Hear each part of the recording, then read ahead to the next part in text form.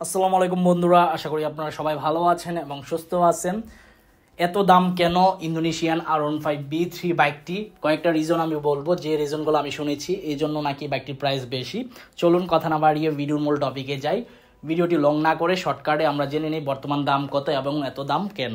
তবে এখনও পর্যন্ত যারা আরমান সারোয়ার ইউটিউব চ্যানেলটি সাবস্ক্রাইব করেন নাই তারা অবশ্যই আরমান সারোয়ার ইউটিউব চ্যানেলটি সাবস্ক্রাইব করে ফেলবেন, যেন পরবর্তী আপডেট নোটিফিকেশন পেয়ে যান।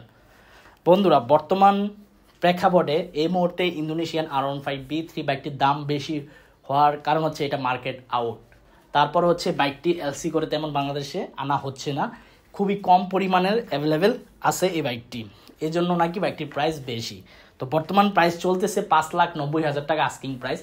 আরে ভাই, আপনারা যারা বাইক ক্রয় করবেন আপনারা ওল্ড মডেলের বাইক কেন ক্রয় করবেন? হ্যাঁ, ওল্ড মডেলের বাইক তখনই ক্রয় করতে পারতেন যদি এই বাইকটির দাম 4 লাখ টাকা বা 4.5 লাখ টাকা হতো। 5,90,000 টাকা দিয়ে তো আপনি R15M ইন্ডিয়ান ভার্সন এবং R15B4 plus Indonesian R15B4 bike ক্রয় করতে পারেন, হুন্ডা সিভিআর বা হুন্ডা র্যাপসল বাইক ক্রয় করতে পারেন। শুধু শুধু কেন এই বাইকটি ক্রয় করবেন? আপনার হাতে তো অনেক অপশন আছে, থাক না, শোরুমে পরে থাকুক, একটা সময় দেখবেন খুবই কম প্রাইসে বাইকটি সেল করতেছে বাধ্য হয়ে।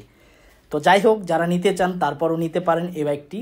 তবে আপনার 5-6টি শোরুম যাচাই বাছাই করবেন, 5-6টি শোরুম যাচাই বাছাই করে দেখবেন কোন শোরুমে সবচাইতে কম দামে বাইকটি দেয়, ওই শোরুম থেকে বাইকটি ক্রয় করে ফেলবেন ইনশাল্লাহ।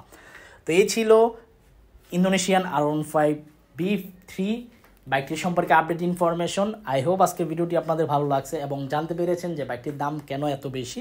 যাদের নিতে ইচ্ছা আছে R15B3 Indonesian version black colour বাইকটি, তাহলে নিতে পারেন। দেখা হবে ইনশাল্লাহ পরবর্তী ভিডিওতে। সবাইকে অসংখ্য ধন্যবাদ ভিডিওটি প্রথম থেকে শেষ পর্যন্ত দেখার জন্য এবং আমাকে এভাবে সাপোর্ট করার জন্য। ভবিষ্যতে এভাবে আমাকে সাপোর্ট করে যাবেন ইনশাল্লাহ এবং খোদা হাফেজ।